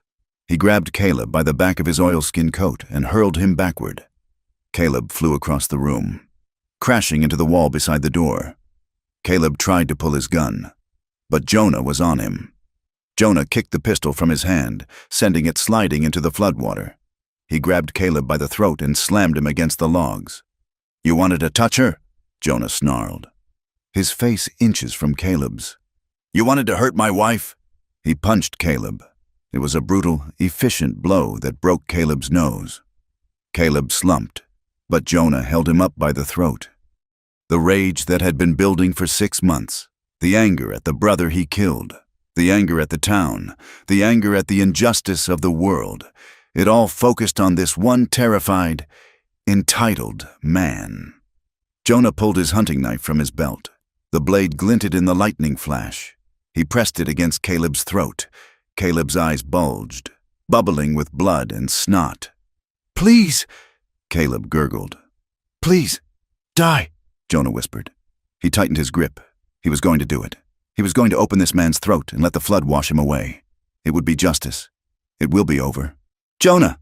The voice cut through the red haze. It was weak, strained, but it was her. "Jonah, no!" Eliza cried from the bed. She was clutching the sheets, her face gray. "Do not do it! Do not become a murderer again! Not for him! Not for him!" Jonah froze. The knife point pricked Caleb's skin, drawing a single drop of blood. He looked at Caleb, this pathetic, weeping man who had caused so much pain. Then he looked at Eliza. She was terrified, not of Caleb, but of what Jonah was about to become. "You are the man who stops the monsters," she had told him. If he killed Caleb now, in cold blood, he would not be stopping a monster. He would be one. Jonah's hand shook. He took a jagged breath. "You are not worth hanging," Jonah spat. He pulled the knife away, but he did not let go. He drew back his fist one last time and delivered a blow that knocked Caleb Thorne out cold before he even hit the floor.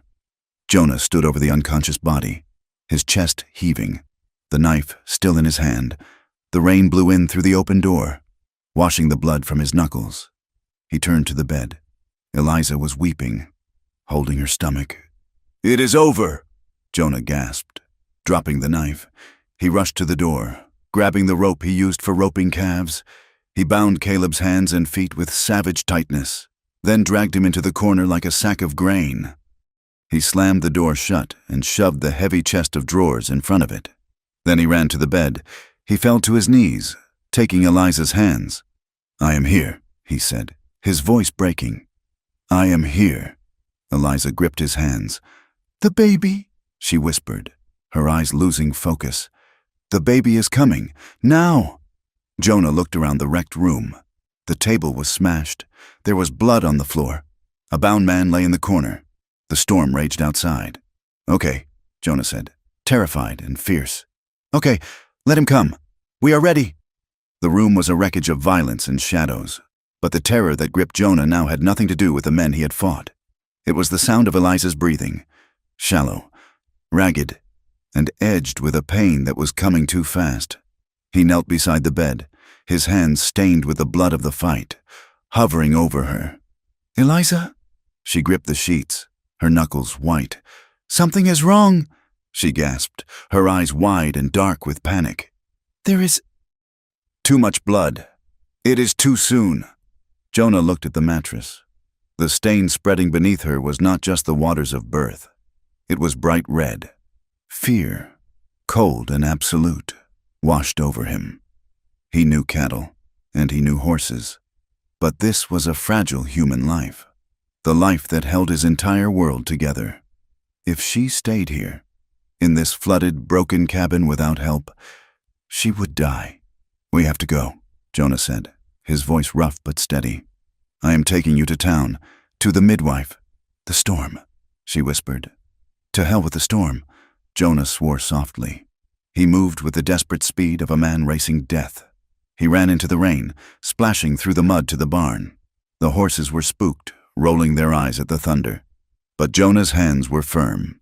He hitched the team to the wagon in record time, his fingers flying over the wet leather buckles. He returned to the house.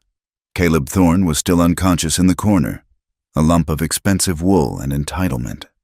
Jonah did not hesitate. He dragged the banker's son out into the mud and heaved him over the back of his saddle horse, tying him down like a sack of meal. He would not leave the snake behind to wake up and shoot them in the back. Then he went for Eliza. He wrapped her in dry blankets, cushioned the wagon bed with every quilt they owned, and lifted her. She cried out as he moved her, a sound that tore at his heart. "Hold on," he murmured against her hair as he laid her in the wagon. "Just hold on to me." The ride was a descent into madness. The world was a blur of driving rain and lightning that turned the night into a strobe-lit nightmare. The mud was hub-deep, sucking at the wheels, fighting every inch of progress. At the creek crossing, the water was swirling black and angry, licking at the floorboards of the wagon. The horses balked, terrified of the rushing current. "Ha!" Jonah shouted, cracking the reins, willing his own strength into the animals. "Get up!" They plunged in. The wagon lurched, threatening to tip. Eliza screamed, a raw, tearing sound that was lost in the roar of the thunder.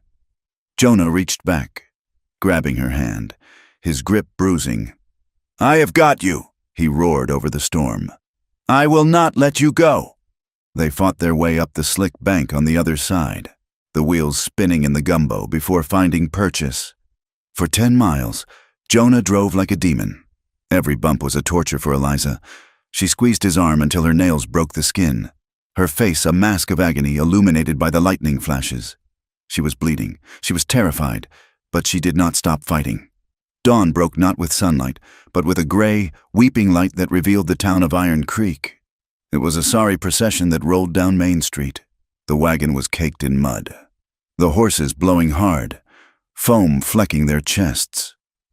Jonah sat on the bench, hatless, his shirt torn, his face smeared with blood and soot. Behind the wagon trailed the saddle horse, bearing the slumped, bound figure of Caleb Thorne. They stopped in front of the boarding house. Jonah jumped down, his boots splashing in the puddles. He did not care who saw him. He did not care about the law or the whispers. He cared only for the woman moaning in the wagon bed. "Help!" Jonah bellowed, his voice echoing off the wet storefronts. "I need a midwife, now!" Doors opened. People spilled out, drawn by the spectacle. The banker, Jedediah Thorne, emerged from his brick house down the street, adjusting his spectacles. The Reverend Silas stepped out of the church, clutching his lapels. When they saw Caleb tied across the horse, a collective gasp went through the crowd. "That is my son!" the banker shouted, his face turning purple. "Sheriff, arrest that man! He has kidnapped my boy!" "He has lost his mind!"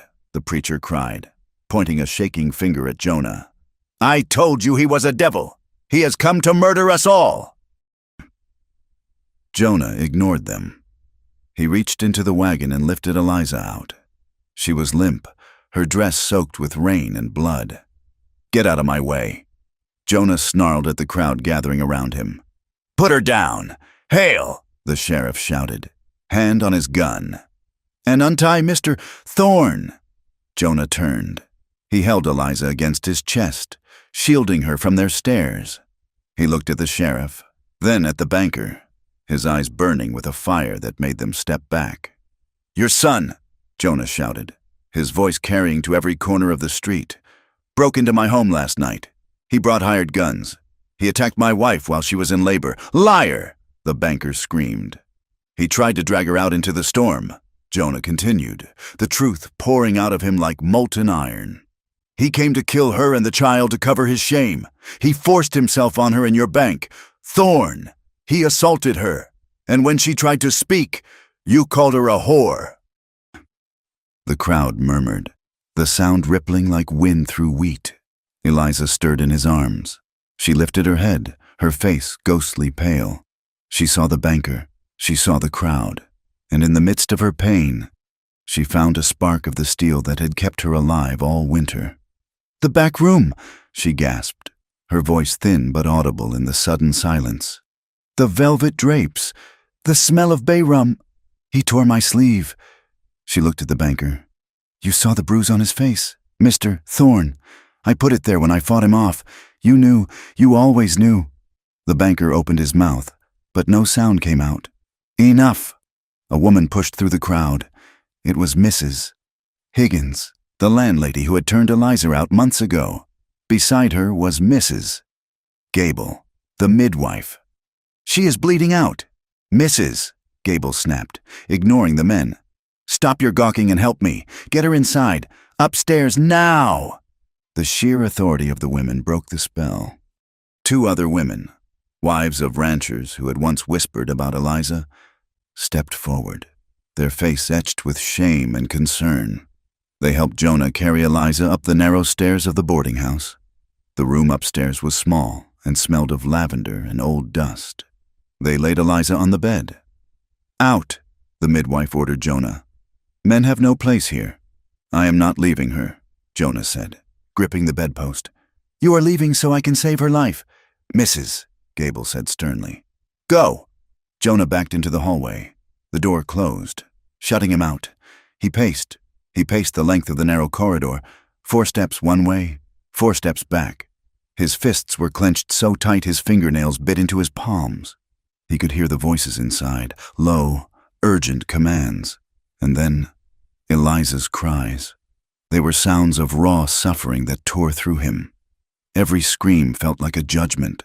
He had failed to protect her from the stress, from the fear, from the attack. If she died, he knew with absolute certainty that he would not survive it. He would wither away like grass in a drought. Minutes stretched into hours. Downstairs, he could hear shouting, the heavy tread of boots, the sheriff's voice. He did not care. Let them hang him. Let them rot. "Jonah!" It was Eliza's voice, high and terrified. The door opened a crack. "Mrs." Gable looked out, her face sweaty and grim. "She's asking for you. Make it quick." Jonah rushed in. The room was hot, filled with the smell of blood and iron. Eliza looked small in the bed, her dark hair plastered to her skull, her eyes sunken. He fell to his knees beside her, taking her hand. It was cold. "I'm here," he choked out. "I am right here, Eliza." "I cannot," she whispered, tears leaking from the corners of her eyes. "I am too tired. Jonah, it hurts too much." "You can," Jonah said fiercely, pressing her hand to his cheek. "You are the strongest woman I have ever known. You survived the winter. You survived the fire. You survived him. You do not give up now. Do you hear me?" He leaned closer, his voice dropping to a whisper meant only for her. "We are a family, Eliza. No matter what blood runs in that child's veins, he is mine because he is yours. Do not leave me alone." Eliza looked at him. She saw the love in his eyes, a love that had been forged in the hardest winter the territory had seen. She took a breath, a shuddering gasp. "Okay," she whispered. "One more time. Dear," the midwife urged. "Push." Eliza squeezed Jonah's hand until he thought the bones would break. She threw her head back and screamed, a sound of defiance and life. And then, silence, followed by a thin, wailing cry. The sound cut through the air like a miracle. It was the sound of new life asserting itself against the void. Jonah's knees gave way. He slumped against the side of the bed, burying his face in the mattress, his shoulders shaking with sobs he could no longer hold back. "It is a boy," the midwife announced, her voice thick with emotion. "A big, healthy boy." Downstairs, the reckoning was waiting. Jonah walked down the steps an hour later. He had washed the blood from his face, though the exhaustion remained etched in every line. The sheriff was there, along with Judge Vance, who had been summoned from his breakfast. Caleb Thorne was sitting in a chair, unbound now but looking like a trapped rat, nursing a broken nose and a bruised jaw. "He tried to kill me," Caleb shouted as soon as he saw Jonah. "He is a maniac." "Sit down." "Caleb," Judge Vance said, his voice dry as dust. The judge looked at Jonah. "Sheriff tells me you claim self-defense. And you claim Mr. Thorne here attacked your wife." "I do not claim it," Jonah said, his voice ragged. "I witnessed it. And so did the two men he hired. One is lying in my cabin with a broken leg. The other is running for the border." "Lies," the banker blustered. "My son was nowhere near that shack." "I saw him," a voice spoke up from the back of the room. The crowd parted. It was Arthur Penhaligon, a mousy little man who had worked as a clerk at the bank for 10 years. He looked terrified, wringing his hat in his hands, but he stepped forward. "Arthur?" the banker snapped. "What are you doing?" "I saw him," Arthur repeated, his voice trembling. "3 months ago, in the bank, I saw Caleb follow Miss Ward into the back office. I heard her say no. I heard the struggle." He looked at the floor. "I did not say anything because I needed the job, but I cannot watch them hurt her anymore. It is not right." The silence in the room was absolute. Caleb's face went the color of old ash. The banker slumped as if his strings had been cut. Judge Vance looked at Caleb. He looked at the banker. Then he looked at Jonah, standing tall and unbroken in his muddy boots. "Sheriff," the judge said quietly, "lock Mr. Thorne up." "The charge is attempted kidnapping and assault. We will see about the rest." "You cannot do this," Caleb shrieked as the sheriff hauled him up. "Do you know who I am?" "I know exactly who you are." "Son," the judge said, "you are a man who is about to learn that money does not buy everything in this territory." As they dragged Caleb out, the preacher stood in the corner, clutching his Bible. He looked at Jonah, then at the floor, unable to meet the gaze of the man he had condemned. The congregants who had filled the room began to drift away, their whispers now directed not at the ruined woman, but at the ruined reputation of the town's golden boy. The change did not happen all at once.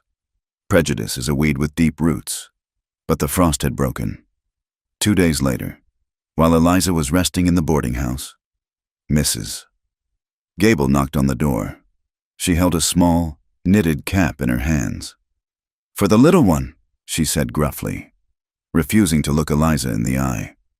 "It is cold on the ride back to the ranch." Eliza took the cap. Her fingers brushed the woman's hand. "Thank you. We did not know," Mrs. Gable stammered. "About the violence. We thought, well, it does not matter what we think. It was wrong. It was a clumsy apology, rough around the edges. But it was sincere." When Jonah brought the wagon around to take them home a week later, the street was not empty. People stopped to watch. They did not cheer. They were not that kind of people. But they nodded. A rancher touched the brim of his hat as Jonah passed.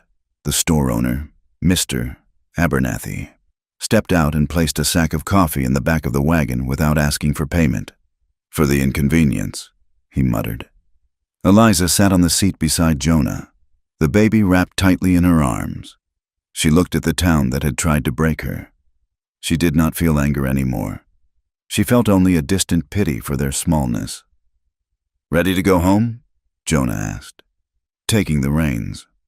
She looked up at him, at the gray at his temples and the steadfast line of his jaw. "Yes," she said. "Let's go home." The seasons turned, as they always did. The gumbo dried to dust, the grass turned gold, and the wind blew ceaselessly across the plains. 6 months later, the ranch house still leaned a little to the south, but the roof was patched and the fences were tight. The herd was smaller, but they were fat on the summer grass.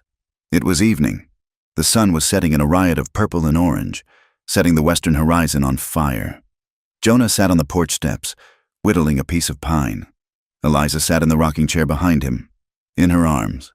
The baby, named Samuel, after the brother Jonah had finally forgiven, cooed and reached for the button on her dress.